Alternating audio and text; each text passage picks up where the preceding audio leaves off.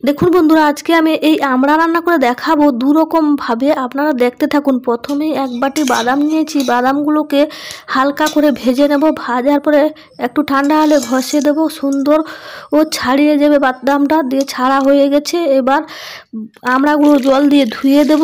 ধোয়ার পরে আমি আস্তে আস্তে করে কেটে নেব। এক হাতে ক্যামেরা ধরছি ও এক হাতে কাটছি, আপনারা কিছু মনে করবেন না, তাই আমি এক হাতে কেটে দেখাচ্ছি। সুন্দর ফাঁক ফাঁক করে দিয়েছি। এখানে আমড়াটার আঁঠি হয়নি, খুবই নরম আছে, কাটা হয়ে গেছে। এবার কড়াই বসিয়ে দিয়েছি, কড়াইয়ের মধ্যে জল কিছুটা দিয়ে দিয়েছি, হাফ মগ জল দিয়ে নুন হলুদ পরিমাণ মতো দিয়ে দিলাম। তারপরে কেটে রাখা আমড়াগুলো দিয়ে দিলাম। 5 মিনিট মতো সিদ্ধ করতে সিদ্ধ হয়ে গেছে। এবার ছেঁকে নেব আমড়াগুলো, দিয়ে জলটাকে ফেলে দেবো এবং আমড়াগুলো ছেঁকে নেব। তার আগে আমি বাদামটা, এক মুঠো বাদাম শিলে বেটে নেব। বাটা হয়ে গেছে, এই বাদামটা সুন্দরভাবে বাটা হয়ে গেলে তারপরে কড়াইটা বসিয়ে দেব।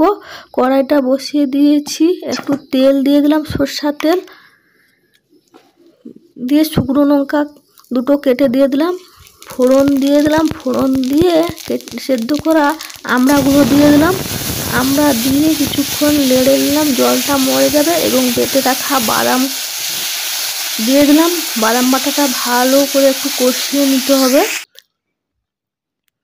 না কষলে একটু বাদামের যে গ্যাস সেটা থেকে যাবে। একটু কষিয়ে একটু চিনি দিয়ে দিলাম।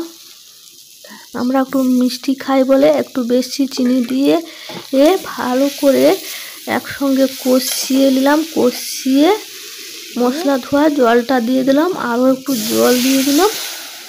জল দিয়ে আমড়াগুলো সুন্দর ফুটে যাবে ও বাদাম বাটাটা সুন্দরভাবে মাখা মাখা ও গা মাখা হয়ে গেছে। আমড়ার চাটনি বা আমড়ার টক বলতে পারেন, যাই বলতে পারেন, এইভাবে একবার হলেও ট্রাই করুন বাড়িতে, অবশ্যই ভালো লাগবে।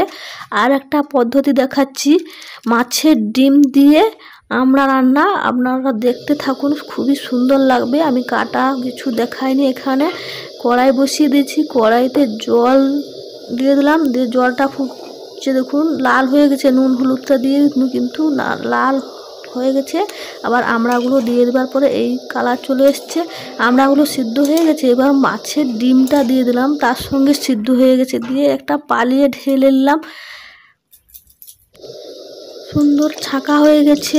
মাছের ডিমটাও সুন্দর পালির মধ্যে থেকে যাবে। এই ছোট ছোট কানা আছে পালির মধ্যে, তাই মাছের ডিমটা বেরোয়নি।